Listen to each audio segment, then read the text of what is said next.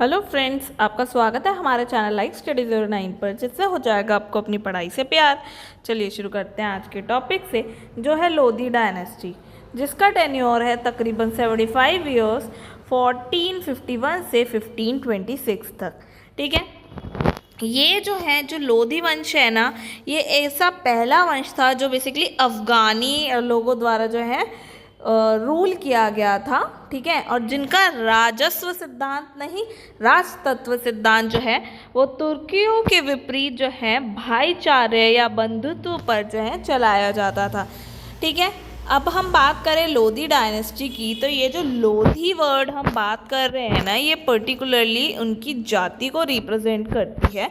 और जो पहला रूलर होता है वो होता है बहलोल लोधी। ठीक है, जो 38 ईयर्स तक जो है रूल करता है। तो अगर आपने पिछली क्लासेस देखी हो तो अभी तक कोई भी ऐसा रूलर नहीं था जो अप्रॉक्सीमेट 38 ईयर्स जो हैं जिसने रूल किया हो।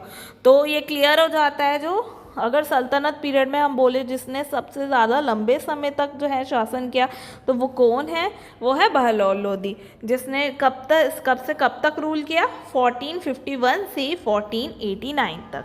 अब देखो, हमने ये तो क्लियर कर लिया कि ये जो है पहला शासक है। अगर ये पहला शासक है तो इस वंश की स्थापना भी किसने की होगी? बहलोल लोधी ने की होगी। तो चलो अब हम बहलोल लोधी के बारे में जानने की कोशिश करते हैं कि उसके दादा कौन थे। तो वो थे मलिक बहराम, पिता कौन थे? मलिक काला, और वहीं चाचा कौन थे? तो मलिक सुल्तान, जो बेसिकली इलम खां थे। ठीक है, अब बात है कि हमने भाई दादा की बात करी, पापा की बात की, चाचा की क्यों बात की? ऐसे तो मामा हो गए, चाचा हो गए, ताऊ हो गए, मतलब पूरा खानदान आ जाएगा। बट हम पर्टिकुलर चाचा की बात क्यों कर रहे हैं? क्योंकि जब बहलोल लोधी जो है गर्भ में था अपनी माँ के, उसी समय जो है उसके पिता की मृत्यु हो गई थी। अब पिता की मृत्यु हो गई तो देखभाल किसने की? तो उसके चाचा जान ने की, इसीलिए हम चाचा का नाम जान रहे थे। ठीक है, जब हमने सैयद डायनेस्टी की बात की थी, तो सैयद डायनेस्टी का जो आखिरी शासक था अलाउद्दीन आलम शाह, तो उसमें हमने बात की थी कि वो जो है अपने वज़ीर से परेशान हो गया था। उसके क्लैशेस इतने ज़्यादा हो रहे थे कि वो बदाऊन जो है वहाँ चला गया और वहाँ परमानेंटली सेटल्ड हो गया। और जो वो उसकी पत्नी थी, वो अपनी पत्नी के दोनों भाइयों को जो है बेसिकली वहाँ की जो बागडोर है दिल्ली की, वो देकर गया कि भाई तब तक जब तक मैं नहीं आता आप संभाल लो।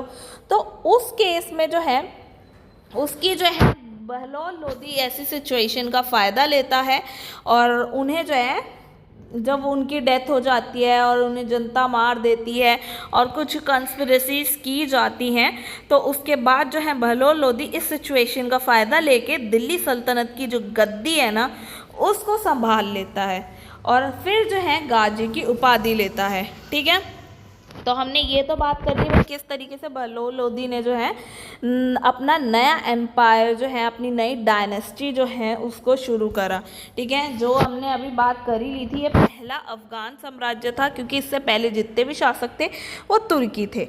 सैयद जो थे वो पहले शिया वंश के थे। ठीक है, अब यहाँ जो है ये अफगानी साम्राज्य के थे। ठीक है, तो ये जो है पहले थे। अब जो है अब्दुल्ला की जो तारीख़ दाऊदी है, उसमें भी ये कहा जाता है कि जब तक वो अपने सरदारों से मिलता था उस समय जो है वो वहाँ बैठा नहीं करता था। ये उसका जो है बेसिकली वहाँ का डिस्क्रिप्शन देता है। अब उस समय और क्या होता है, जब सैयद वंश होता है ना, उसका जो अंतिम सुल्तान जो अभी हम बात कर रहे थे अलाउद्दीन आलम शाह, वो जो है अपनी पुत्री का विवाह, जो बीबी राजी है उसका विवाह जो है शर्की सुल्तान महमूद शाह से करा देता है। जो हमने बात की थी, हम इन शर्की सुल्तानों के बारे में एक सेपरेट लेक्चर में डिटेल में पढ़ेंगे।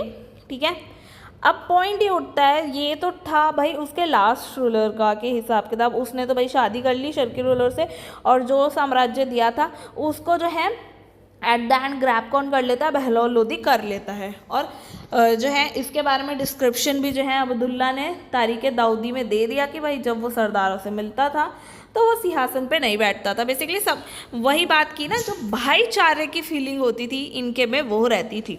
ठीक है, जो बहलोल है वो दिल्ली की गद्दी पर हत्याए जाने और अपने पिता के अपदस्थ किए जाने से क्षुब्ध था। ठीक है, अब क्या होता है उसके बाद जो है हम बात करें शर्की सुल्तानी, ये जो महमूद शाह था और बहलोल लोदी था, इसके बीच में ना पानीपत के निकट एक एरिया पड़ता है नरेला, वहाँ पे जो है जाके वॉर होता है इनके बीच में। ठीक है, स्टार्टिंग में तो क्या है, ये जो शर्की सेना जो है जीत रही होती है, पर अब भाई कुछ ना कुछ तिगड़मबाजी तो लगानी ही पड़ेगी अगर खुद जीतना है। तो उसने क्या किया, ये देखा कि जब उसकी सेना हार रही है तो उसने भाई एक प्लान बनाया, ये सोचा कि भाई इसका सेनापति से बात करता हूँ। अब पता लगा जो इसका सेनापति था दायरा खां, वो एक अफ़गानी निकला। अब वो अफ़गानी निकला तो बहलोल ने उसे समझाया कि भाई देख, मैं भी अफ़गानी, तू भी अफ़गानी, कहाँ तू शर्की सुल्तान का जो है साथ दे रहा है, तो मेरा साथ दे, मैं तुझे अच्छी पोस्ट दूंगा और हम जो है भाईचारे वाली जो हमने अभी बात की थी शासन करने का तरीका, हम भाई भाई बन के रहेंगे, ऐसे ऐसे करके समझा लिया। तो जो दायरा खां था वो जो है हटने लगा पीछे, जिसकी वजह से जो शर्की सेना थी अब वो टूटने लगी, चाहे अब वो कितनी भी स्ट्रॉन्ग क्यों ना हो, बट जब सेनापति साथ ना दे तो आगे कैसे ही जीत पाएगा। तो एट द एंड वही हुआ, पराजय हो गई और जौनपुर जो है दिल्ली सल्तनत में जो है शामिल कर लिया गया। अब इसके बाद क्या होता है कि जो बहलोल है उसने छोटे छोटे प्रांतों को जो है दिल्ली सल्तनत में मिलाने के लिए जो है कुछ अभियान शुरू किए, पर वो ज़्यादा जो एरियाज़ है ना वो ग्रैब कर नहीं पाया, इच्छाएं तो बहुत थी पर कर नहीं पाया, क्योंकि जब वो ग्वालियर अभियान से लौट रहा था ना तो उस समय उसे लग गई लू, और जैसे ही लू लगी वो इतना बीमार पड़ गया कि 12 जून 1489 में जो है मिलावली में इसकी डेथ हो जाती है। ठीक है, और अभी हमने ऑलरेडी ये बात की कि भाई दिल्ली सल्तनत के सभी शासकों में सबसे ज़्यादा लंबे समय तक रहने वाला कौन था, बहलोल लोदी था। और बहलोल लोदी ने जो है अपने नाम के सिक्के भी चलवाए थे, और यहाँ तक कि अगर हम उसकी बेसिकली अदर रिलीजन के प्रति उसके व्यवहार को देखें तो ये जो है हिंदुओं के प्रति कट्टर नहीं था। इवन जो सरदारों के जो पद होते थे उसमें हिंदू सरदारों को भी रखता था। ठीक है, जैसे रायकर सिंह हो गए, राय दादू हो गए, राय नरसिंह हो गए, तो वो हिंदुओं को भी शामिल करता था। इवन जो है अपने दरबार से वो कभी भी किसी को खाली हाथ नहीं लौटने देता था, तो वो काफ़ी काइंड था और भाईचारे की जो फीलिंग थी वो बनाए रखता था और सबको रिस्पेक्ट देता था। ठीक है, अब जो भी है उसकी जब डेथ हो गई तो उसके बाद में भाई दूसरा शासक आएगा, और वो कौन होगा, वो उसका बेटा था सिकंदर लोधी। ठीक है, जो तकरीबन 28 साल तक शासन करता है 1489 से 1570 तक। ठीक है, जो बेसिकली जो एक जैबत एक सुनार की पुत्री जो है उसकी माँ होती है, और ये जो लोधी वंश का जो है सबसे सर्वश्रेष्ठ सुल्तान होता है। ठीक है, अब हम बात करें क्योंकि भाई ये जो है संपूर्ण प्रभुत्व संपन्न बादशाह था। ठीक है, और जो ये सिकंदर लोधी है ये जो है क्या करता है, राजस्थान के शासकों पर अपना अधिकार को सुरक्षित रखने के लिए और यहाँ तक कि जो ट्रेड्स रूट्स हैं उन पे कंट्रोल रखने के लिए जो है तकरीबन 1504 में आगरा नगर की भी स्थापना करता है। वहीं जो है बादलगढ़ किला भी बनवाता है और 1506 में आगरा को राजधानी भी बनाता है। अब आप रीज़न समझे भाई क्यों उसने जो है राजधानी को बदला और आगरा किया, कि एक तो राजस्थान के शासकों पे अपना अधिकार बना सके पहला, और दूसरा जो है व्यापारिक मार्गों पे नियंत्रण कर सके। और जो बिहार है उसको भी इसने जो है दिल्ली सल्तनत के हिस्से में मिलाया। ठीक है, और राज्य के हिसाब किताब के लिए एक लेखा परीक्षण प्रणाली शुरू की। नाप तोल के लिए जो पैमाना तैयार किया गया वो गजे सिकंदरी को तैयार किया गया, जो तकरीबन 30 इंच का होता था। और अगर हम उसी के समय की इकोनॉमी की बात करें तो इकोनॉमी जो थी वो काफ़ी प्रॉस्पेरियस थी, काफ़ी अच्छी थी, जिसमें जो है खाद्यान्न कर, अनाज कर, ये सब उसने समाप्त कर दिए। व्यापारिक प्रतिबंधों को भी हटा दिया और भूमि में गड़े जितने भी खजाने अगर किसी को मिलते थे तो वो उन्हीं को दे दिए गए, उसमें से कोई हिस्सा जो है उसने नहीं लिया। और अगर हम बात करें उसकी भाई रिलीजन को लेके जो पर्सपेक्टिव थे वो क्या थे, तो वो कहीं ना कहीं थोड़े बहुत स्ट्रिक्ट देखे जा सकते हैं। जैसे मुहर्रम में जो है ताजिए निकालना बंद करवा दिया उसने, मुस्लिम स्त्रियों को पीरों और संतों की मज़ार पे भी जाने से रोक दिया। ठीक है, वहीं जो है सिकंदर ने हिंदुओं से फिर से जजिया लेना शुरू कर दिया और यहाँ तक कि ये एक ब्राह्मण को फांसी दिया। पता है क्यों? सिर्फ इसीलिए कि हिंदू मुस्लिम धर्म समान रूप से पवित्र है, ये एक ब्राह्मण ने नहीं माना, तो उस चीज़ को लेकर उसने जो है उसे फांसी दे दी। ठीक है। वहीं अगर हम मस्जिद की बात करें तो इसके काल में जो है ये सरकारी संस्था का रूप प्रदान कर एक शिक्षा का केंद्र बनी।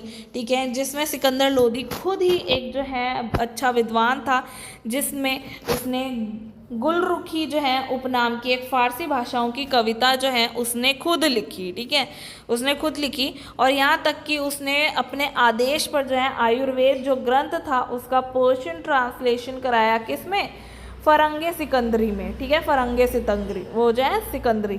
और इसके बाद इवन यहाँ तक कि जो गान विद्या है उसका भी सर्वश्रेष्ठ ग्रंथ जो था लज्जत सिकंदरी की रचना इसने करवाई। इसने अपने व्यक्तित्व को सुंदर बनाए रखने के लिए, बेसिकली अपनी पर्सनालिटी को काफ़ी अट्रैक्टिव बनाने के लिए जो दाढ़ी थी उसको नहीं रखा, वो हमेशा अपने आप को क्लीन रखता था। वहीं शासन और सरदारों को नियंत्रण रखने के लिए भाई इतनी तगड़ी गुप्तचर विभाग इसने इस्टेब्लिश की गई थी, इतनी तगड़ी थी कि भाई जो आम लोग थे वो ये समझने लगे थे कि ये जो सूचनाएं हैं भाई ये इसको ना भूत प्रेत आके बता के जाते हैं, ना कि गुप्तचर। इतनी तगड़ी उसने ये सिस्टम बनाई हुई थी। ठीक है, अब जब इसकी तो बात हो गई, इसके आगे जो है कौन रूलर बनता है तो वो 1517 से 1526 तक जो है इब्राहिम लोदी जो है अगला शासक होता है, जो सिकंदर लोदी का पुत्र होता है। ठीक है, अब ये जो है इस समय पे क्या होता है, जब उसकी डेथ हो जाती है सिकंदर लोदी की, तो अफ़गान अमीर जो होते हैं वो ये सोचते हैं अब गृह युद्ध होगा। बेसिकली जो है दो पुत्र हैं उनमें अब लड़ाई झगड़ा होगा कि भाई ये हमें इस पद पे मिलना चाहिए, हम सुल्तान बनेंगे, हम करेंगे। तो ये चीज़ों का झगड़ा ना हो, गृह युद्ध ना हो, इसीलिए उनको जो है ये इन दोनों के पुत्रों को इक्वल डिस्ट्रीब्यूट कर दिया गया। अब जैसे जो इब्राहिम लोदी है वो दिल्ली सल्तनत का सुल्तान बना, वहीं जलाल खान जो था वो जो है जौनपुर का सुल्तान बनाया गया, क्योंकि जौनपुर भी क्या अपने अंडर कर लिया था ना, बहलोल लोदी ने जीत लिया था, तो जो है वो जो है जलाल खान को दे दिया और दिल्ली सल्तनत जो है इब्राहिम लोदी को दे दी। अब इस व्यवस्था ने बेसिकली शांति तो देखो बना दी कि भाई दोनों भाइयों में बट गया, पर आगे चल के जो है ना ये अफगान राज्य का विघटन का कारण बनी। क्यों? क्योंकि अब ये जो दो हिस्सों में डिस्ट्रीब्यूट किया गया ना, ये इब्राहिम लोदी ने ना थोड़ी सी चालाकी दिखा दी। ठीक है, इन सरदारों को दबाने की जो दमन की नीति अपनाई ना, यही जो है इस लोदी वंश के अंत का कारण बन गई और आगे चल के जो है मुग़ल डायनेस्टी की इस्टेब्लिशमेंट के लिए जो है एक ग्राउंड दे गई। क्यों? क्योंकि अब जब इसने दमन की नीति अपनाई तो ये बहुत ज़्यादा ही अलोकप्रिय हो गया। क्योंकि अब देखो जैसे जलाल खान है, उससे उसका जौनपुर ही खींच लिया उसने और अपने भाई की हत्या कर दी। ऐसे ही विक्रमजीत सिंह जो था उसे भी ग्वालियर से जो है हरा दिया। ठीक है, राणा संग्राम सिंह था, उसे भी जो है खतौली नामक स्थान पे युद्ध के लिए बुलाया। वो अलग बात है कि इसमें जो है लोदी हार गया, बट इसमें राणा संग्राम सिंह ने अपना हाथ खो दिया, अपना बायां हाथ उसने खो दिया। ठीक है, तो ऑटोमेटिकली दुश्मन जो है वो काफ़ी ज़्यादा बढ़ जाएंगे, है ना। तो इसी चीज़ से परेशान होके जो दौलत खां हैं और इसके या तो चाचा आलम खां थे और यहाँ तक कि जो राणा संगा था, इन सब ने मिलके जो है बाबर को इनवाइट किया कि भाई तुम आओ इससे लड़ो। ठीक है, अब बाबर को जो है इसने आने को बोला तो बाबर आता है, वो इस मौके का फ़ायदा लेता है।